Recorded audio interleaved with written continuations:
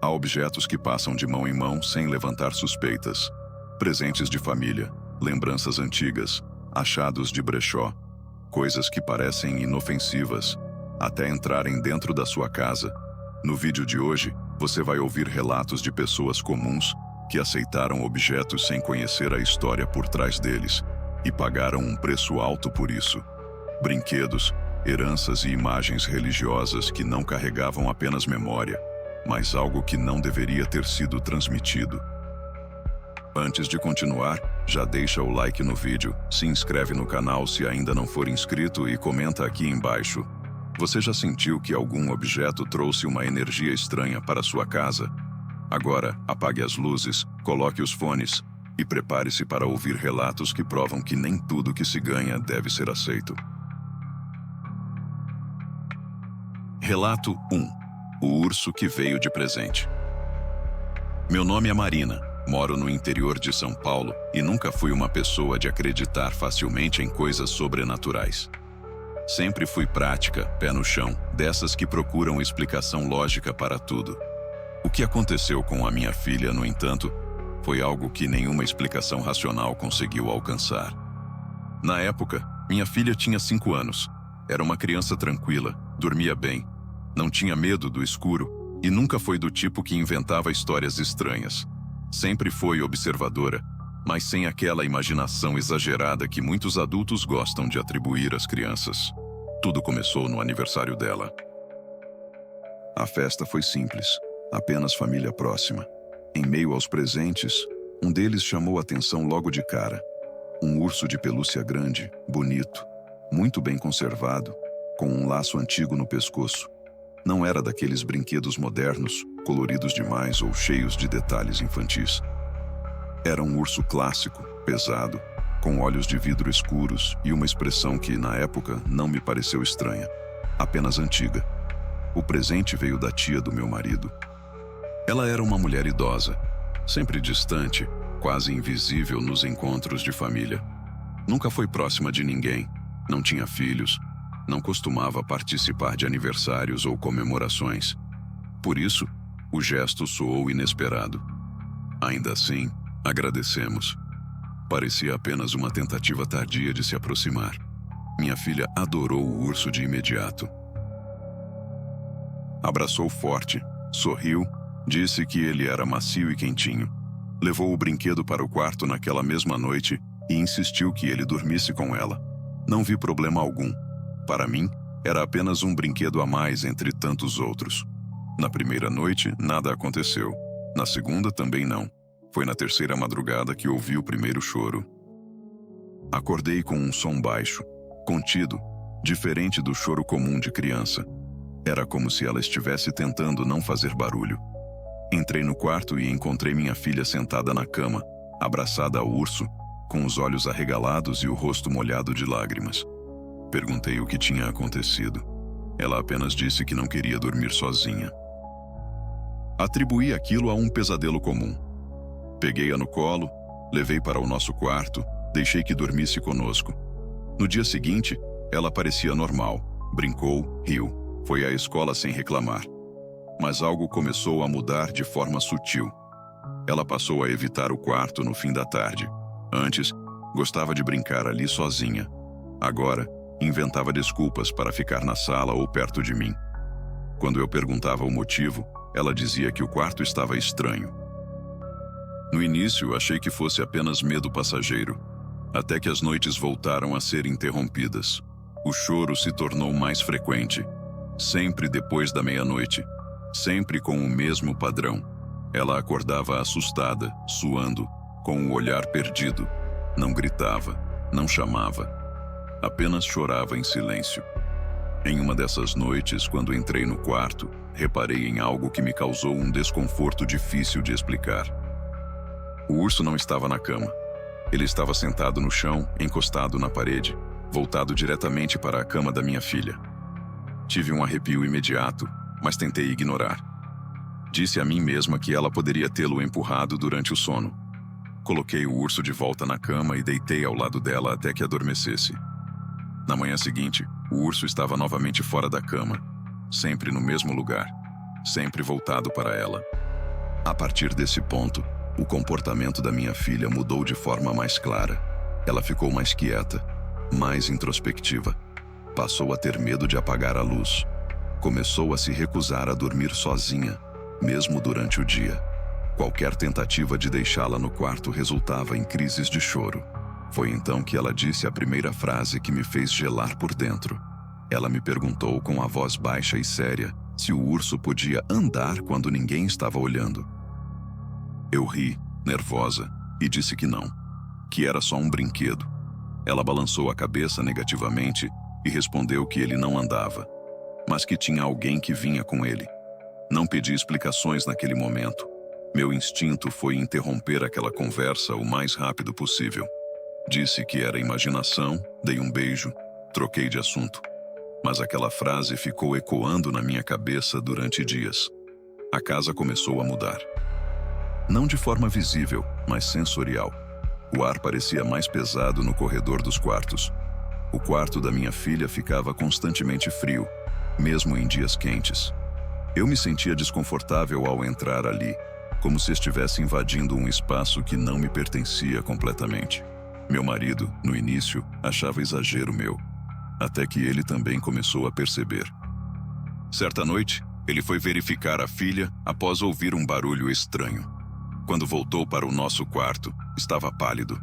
Disse apenas que ela estava dormindo, mas que o urso estava novamente fora da cama, sentado, virado para ela. Na manhã seguinte, tomamos a primeira atitude prática. Retiramos o urso do quarto e colocamos no armário da área de serviço. A ideia era simples: observar se o comportamento dela melhorava sem o brinquedo por perto. Naquela noite, ela dormiu melhor. Não acordou chorando. Não chamou. Parecia mais tranquila. Mas o alívio durou pouco. Por volta das 3 da madrugada, ouvimos um barulho seco vindo da área de serviço, como se algo tivesse caído. Meu marido foi verificar. O urso estava no chão, fora do armário, a porta fechada. Foi naquele momento que algo dentro de mim deixou de tentar explicar. Encerramos ali qualquer dúvida. Aquele brinquedo não ficaria mais dentro da nossa casa. Depois daquela madrugada, nada mais foi normal dentro de casa. Mesmo com o urso guardado na área de serviço, minha filha passou a se recusar a atravessar o corredor sozinha. Qualquer barulho mínimo fazia com que ela corresse para perto de mim. Ela não chorava mais como antes. Agora parecia cansada, esgotada, como se não estivesse dormindo de verdade havia dias. Comecei a notar marcas profundas sob os olhos dela. Olheiras que não combinavam com uma criança de 5 anos. O apetite diminuiu e o comportamento mudou de forma sutil, mas constante. Ela já não brincava como antes, não cantava, não inventava histórias. Parecia sempre atenta a algo que nós não víamos. Em uma tarde, enquanto eu organizava a cozinha, ela se sentou à mesa em silêncio e ficou me observando. Havia algo diferente no olhar dela, uma seriedade que me incomodou profundamente. Sem que eu perguntasse nada, ela disse que o urso estava bravo. Pedi que explicasse. Ela contou que quando fechava os olhos para dormir, sentia alguém muito perto, parado, esperando. Disse que esse alguém não falava, mas pensava alto demais. Pensava coisas ruins. Coisas que ela não conseguia entender, mas que a deixavam com medo. Perguntei onde isso acontecia. Ela respondeu que sempre começava quando o urso estava por perto. Mesmo quando ele não estava no quarto, ela dizia que sentia o peso dele. Naquela noite, conversei seriamente com meu marido. Pela primeira vez, ele admitiu que também se sentia estranho desde que o urso entrou em casa. Disse que sonhava com corredores escuros e com a sensação constante de estar sendo observado por algo baixo, imóvel, mas atento. Decidimos então ligar para a tia. Não foi fácil. Ela atendeu com a voz calma demais, quase sem emoção. Meu marido explicou a situação de forma cuidadosa. Disse que a criança estava tendo problemas desde que ganhou o presente. Em nenhum momento acusou diretamente o objeto. Do outro lado da linha, houve silêncio. Um silêncio longo demais. Então ela apenas disse que aquele urso não era novo, que havia pertencido a alguém muito importante para ela. Não entrou em detalhes. Disse que achava que o brinquedo precisava de uma nova casa. Quando perguntamos de quem tinha sido o urso, ela desviou. Disse apenas que era de uma criança que não estava mais aqui. A conversa terminou de forma seca, sem despedidas calorosas, sem interesse em saber como a sobrinha estava. Aquilo nos deixou ainda mais inquietos. Naquela madrugada, acordei com um peso no peito. Era como se alguém estivesse sentado sobre mim. Não conseguia me mexer direito. Abri os olhos e senti um frio estranho no quarto. Um frio que não vinha do ambiente, mas parecia interno. Ouvi um barulho baixo no corredor. Algo como um arrastar leve. Consegui me levantar e caminhei até o quarto da minha filha. A porta estava entreaberta. Empurrei devagar e senti o estômago revirar. O urso estava novamente ali, sentado no chão, exatamente na mesma posição de sempre, voltado para a cama. Minha filha estava acordada, imóvel, olhando para ele. Ela não chorava, não gritava, apenas me olhava de volta, com os olhos muito abertos, e disse que ele tinha voltado porque não gostou de ficar sozinho. Peguei minha filha no colo imediatamente e a levei para o nosso quarto. Meu marido acordou assustado com o barulho e, quando viu o urso no corredor, não disse uma palavra. Apenas fechou a porta e empurrou o objeto para dentro da área de serviço com o pé, como se não quisesse tocá-lo. Na manhã seguinte, nossa filha acordou com febre. Não era alta, mas persistente. Levamos ao médico, que não encontrou nada de errado. Disse que poderia ser estresse, alguma ansiedade mal compreendida. Foi nesse momento que tomamos a decisão que vínhamos adiando. Aquele urso precisava sair da nossa vida, não doado, não descartado no lixo comum, não deixado em algum lugar para outra pessoa lidar com aquilo. Precisava ser destruído. Passamos o dia inteiro com uma sensação estranha, como se a casa estivesse nos observando. O urso permaneceu na área externa, envolto em um saco grosso, longe dos quartos. Ainda assim, o desconforto era constante. Minha filha parecia aliviada, mas não completamente. Disse que ele ainda estava esperando. Esperando o quê? Eu não sabia. Naquela noite, depois que ela dormiu em nosso quarto, meu marido foi preparar tudo no quintal. Pegou álcool, madeira velha, restos de poda. Não havia ritual, nem palavras, nem intenção mística. Apenas a necessidade urgente de encerrar aquilo. Quando o fogo começou, senti um alívio estranho misturado a medo. O urso foi colocado sobre as chamas. O cheiro que subiu não era comum de tecido queimando. Era pesado, enjoativo, quase doce demais. Quando o fogo tomou o urso por completo, algo dentro de mim dizia que aquilo não era apenas um objeto sendo destruído.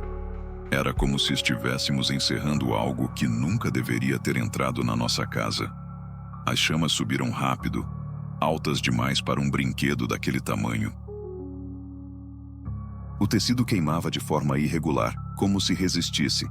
O cheiro ficou ainda mais forte, pesado, quase insuportável. Não era só plástico ou algodão. Havia algo ali que fazia meu estômago revirar. Enquanto isso, dentro de casa, nossa filha começou a se agitar. Mesmo dormindo ao nosso lado, ela se mexia muito, respirava rápido, murmurava coisas que não conseguíamos entender. Em determinado momento, ela se sentou na cama com os olhos fechados e começou a chorar baixo, do mesmo jeito das primeiras noites. Meu marido correu para dentro quando ouviu isso. Eu fiquei no quarto tentando acalmá-la, enquanto ele continuava a queima no quintal. Ela repetia uma única frase, quase como se estivesse sonhando acordada, que ele estava ficando fraco. Quando o fogo finalmente consumiu o urso por inteiro, o choro cessou de forma abrupta. Minha filha relaxou o corpo e voltou a dormir profundamente, algo que não acontecia havia dias. O silêncio que se instalou não era pesado, era vazio. Pela primeira vez em semanas, senti a casa respirar.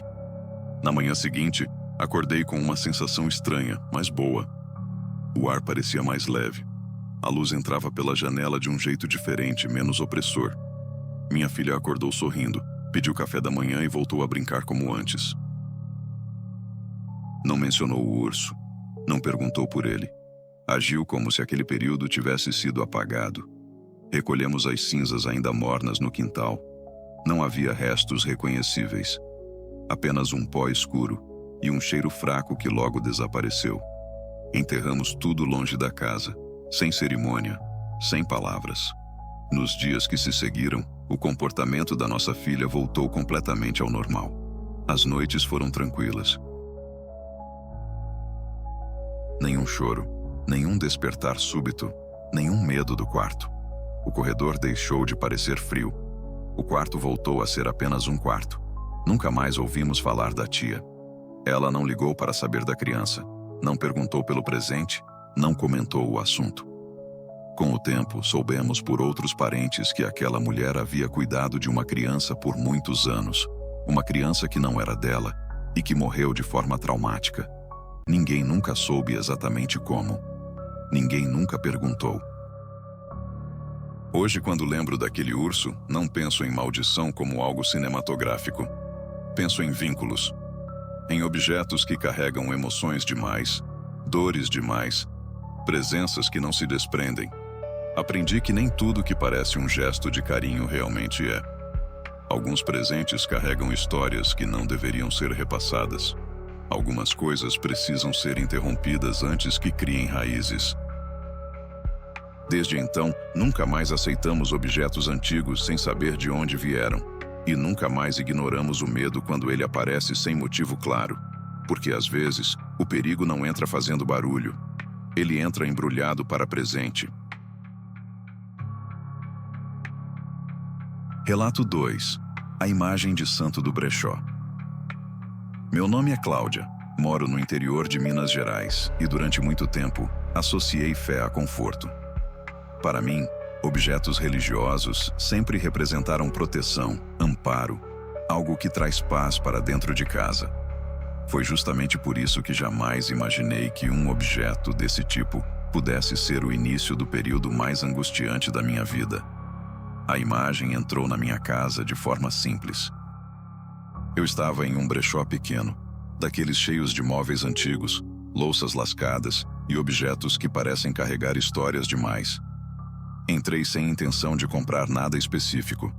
Apenas gosto de olhar, de imaginar de onde vieram aquelas coisas. Foi quando vi a imagem. Era uma imagem de santo, pequena, feita de gesso envelhecido, com a pintura desgastada pelo tempo. Não era bonita no sentido comum. O rosto era sério demais. O olhar parecia pesado.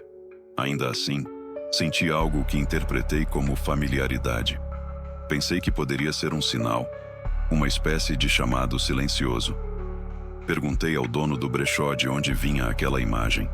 Ele respondeu de forma vaga, disse apenas que havia sido deixada ali junto com outros objetos antigos e que ninguém nunca se interessava por ela. Comentou, quase em tom de brincadeira, que aquela imagem parecia não querer sair dali. Ri na hora. Comprei a imagem por um valor irrisório e levei para casa sem pensar muito. Minha intenção era colocá-la em um aparador da sala, como um símbolo de proteção. Não segui nenhum ritual, não fiz orações específicas, apenas limpei a poeira com cuidado e a posicionei em um canto discreto. Na primeira noite senti algo estranho. Não foi medo imediato, foi uma inquietação difícil de definir. Uma sensação de que a casa estava silenciosa demais, como se os sons comuns, o vento, os estalos da madeira, os ruídos noturnos, tivessem sido abafados. Atribuí aquilo ao cansaço. Nos dias seguintes, comecei a ter sonhos confusos. Não eram pesadelos claros, mas imagens fragmentadas. Corredores longos, paredes antigas, uma sensação constante de estar sendo observada.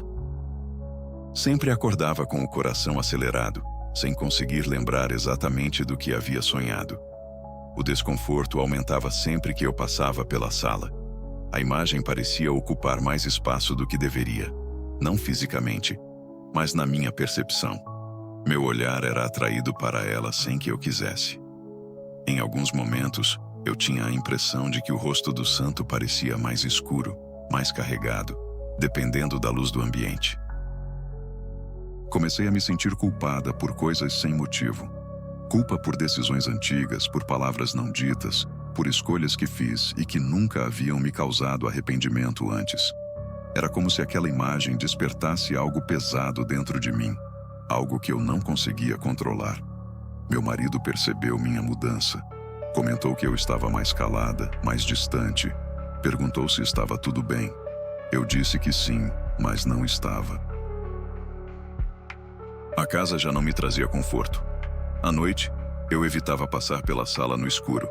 Preferia acender as luzes rapidamente, como se precisasse me proteger de algo invisível. Em uma tarde, ao limpar a casa, tentei mudar a imagem de lugar. Quis colocá-la em outro canto, mais afastado. Quando toquei nela, senti um frio intenso nos dedos, como se o gesso tivesse acabado de sair de um ambiente gelado. Soltei imediatamente, assustada comigo mesma. A imagem caiu levemente para o lado, mas não chegou a quebrar. Naquele momento, senti uma onda de ansiedade tão forte que precisei me sentar. Meu peito apertou, a respiração ficou curta. Era uma reação exagerada demais para um simples objeto caído. Naquela noite, tive o sonho mais nítido até então. Sonhei que estava dentro de uma casa antiga, muito parecida com a minha, mas mais escura. A imagem do santo estava no centro do cômodo, cercada por velas apagadas. A imagem do santo estava no centro do cômodo, cercada por velas apagadas. Eu tentava sair, mas algo me puxava de volta, sempre em direção a ela. Acordei com a certeza incômoda de que aquela imagem não estava ali para proteger. Ela estava ali para ocupar espaço.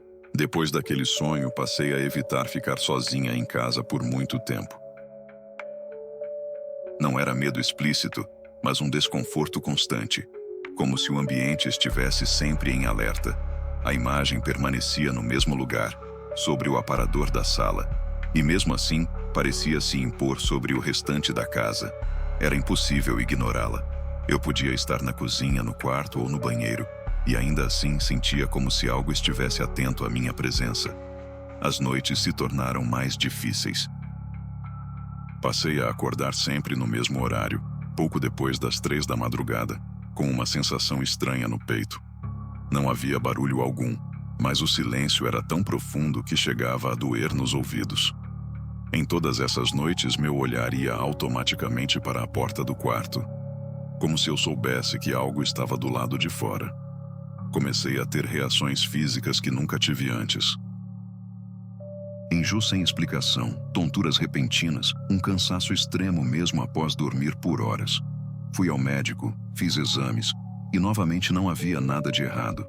A resposta era sempre a mesma: estresse, ansiedade, excesso de preocupação. Mas eu sabia que não era só isso. O ambiente da casa mudou de forma perceptível.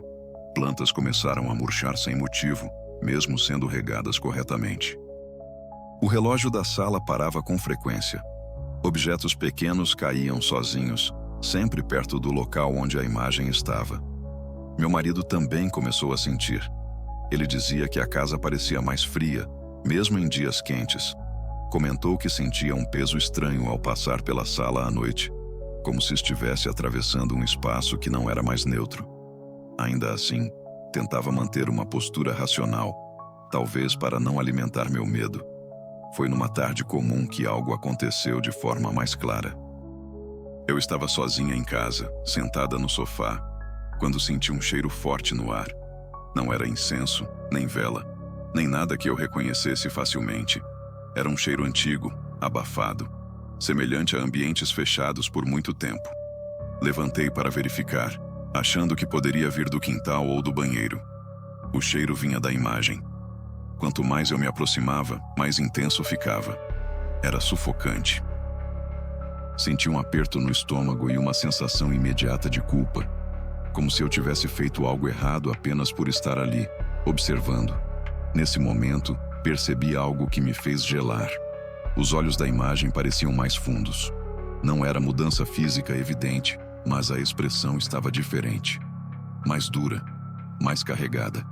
A pintura desgastada dava a impressão de sombras, onde antes eu não havia notado nada. Afastei-me rapidamente e fui para o quarto, fechando a porta atrás de mim.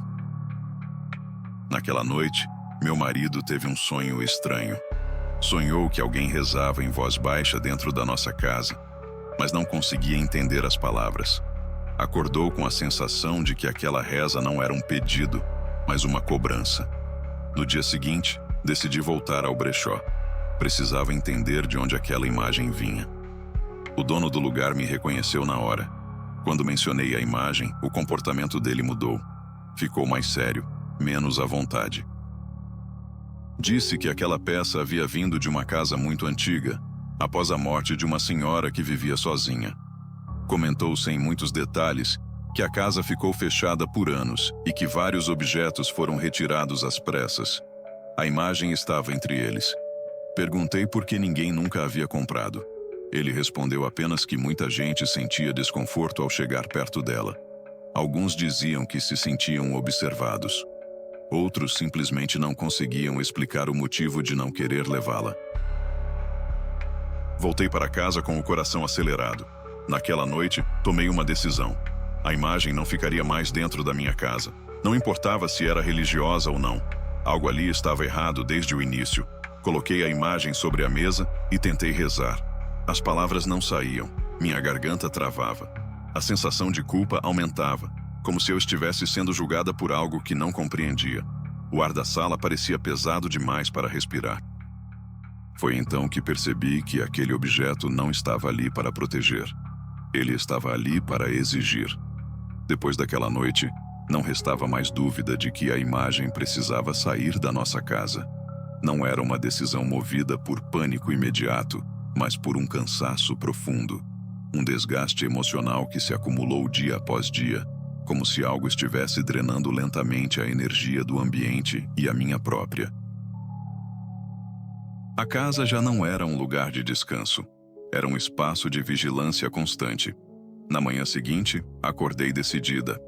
Acordei antes do sol, com a sensação clara de que, se adiasse mais um dia, algo pior aconteceria.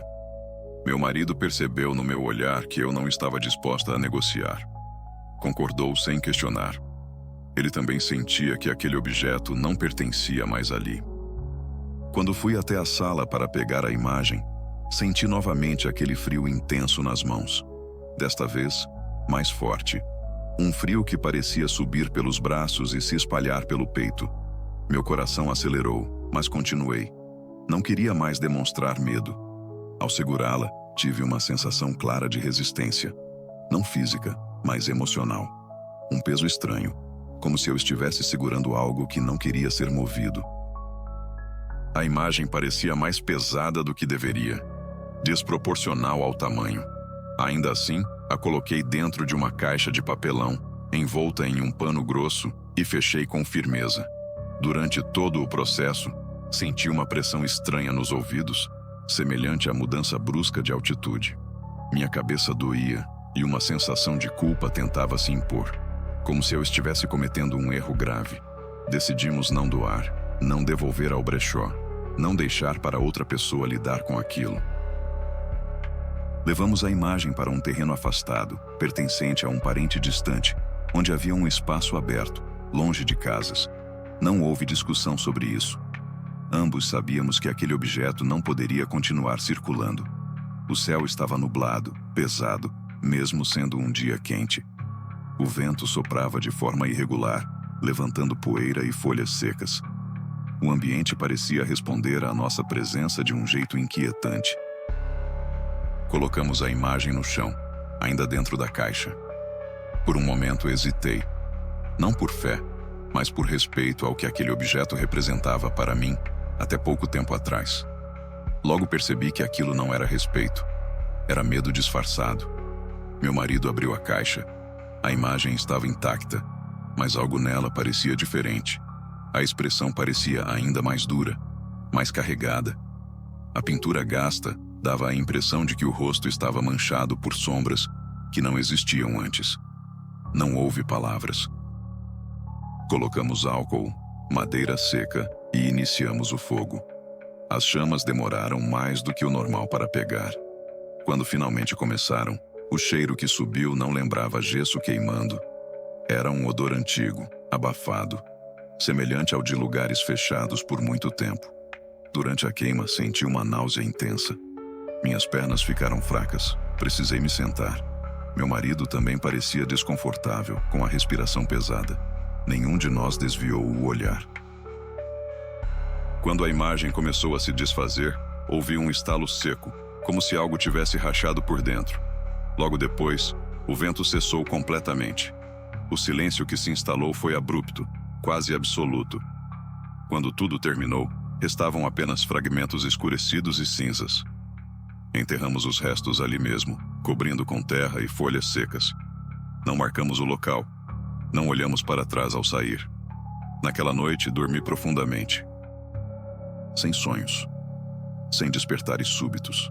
Sem aquela sensação de vigilância constante. A casa parecia diferente quando voltamos. O ar estava mais leve. O silêncio voltou a ser apenas silêncio, não uma presença. Nos dias seguintes, os sintomas desapareceram gradualmente. As dores cessaram. O cansaço foi embora.